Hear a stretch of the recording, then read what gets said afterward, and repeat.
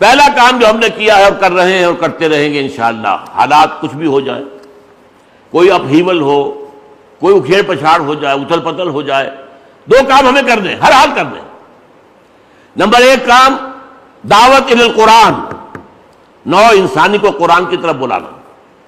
قرآن پڑھو، قرآن سمجھو، اور یہ سمجھنا اور پڑھنا یہ سب سے پہلے مسلمانوں پر لازم ہے، فرض ہے، پھر اسی کو پوری دنیا تک پھیلانا ہمارا فرض ہے، ہماری ذمہ داری ہے۔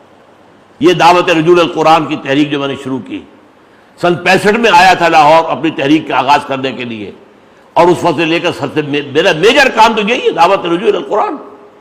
قرآن کالج، قرآن انجمنیں، قرآن اکیڈمیاں، دورہ ترجمہ قرآن، قرآنی تربیت، سب کچھ کیا کیا میں نے، یہی کام تو کیا زندگی بھر۔ تو پہلا کام تو یہ ہے، اور اس کو ہندوستان میں بھی عام کرنا ہے۔ ظاہر بات ہے، کیا پتہ اللہ تعالیٰ کسی اور قوم کو چن لے، اگر ہم ناکام ہو گئے، وہ تو قرآن مجید میں کہہ دیا گیا تھا ان تولوا یستبدل قوما غیرکم، اگر تم پیٹھ دکھا دو گے ہم کسی اور قوم کو لے آئیں گے تمہاری جگہ۔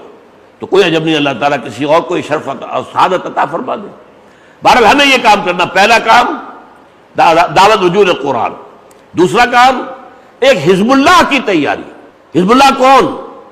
جو ان لوگوں پر مشتمل ہو جن کے دلوں میں یقین والا ایمان ہو، عمل میں اسلام پر پورا عمل ہو، ان کے دل میں سوائے اللہ کی رضا کے حصول کے اور آخرت کی فلاح کے کوئی اور امنگ اور آرزو باقی نہ رہ جائے، اور اپنا تن من دھن لگانے کے لیے تیار ہوں اللہ کے دین کے لیے، اور کسی ایک شخص سے بیعت سمع و طاعت کے اندر منسلک ہو جائے۔ یہ 5 اوصاف جن لوگوں میں ہوں گے، اولئک حزب اللہ، الا ان حزب اللہ هم المفلحون، وہ حزب اللہ ہے، اور اللہ فلاح تو بالآخر حزب اللہ کو ملے گی۔ تو دوسرا کام یہ میں کر رہا ہوں، اور میں نے اس میں اپنا وقت لگایا ہے، یہی ہمارے پیش نظر ہے۔ پہلا کام یہ، اور دوسرا یہ کہ جن کے دل میں بات آ جائے کہ ہاں اسلام صرف مذہب نہیں ہے، دین ہے، اور دین یہ اس وقت ہوتا ہے جب غالب ہو، مغلوب ہو تو دین نہیں رہتا، وہ پھر ایک مذہب بن کر رہ جاتا ہے۔ اور دین کو غالب کرنا، اس کی جد و جہد کرنا فرض عین ہے، اور اس کے لیے ایک جماعت کا التزام لازم ہے۔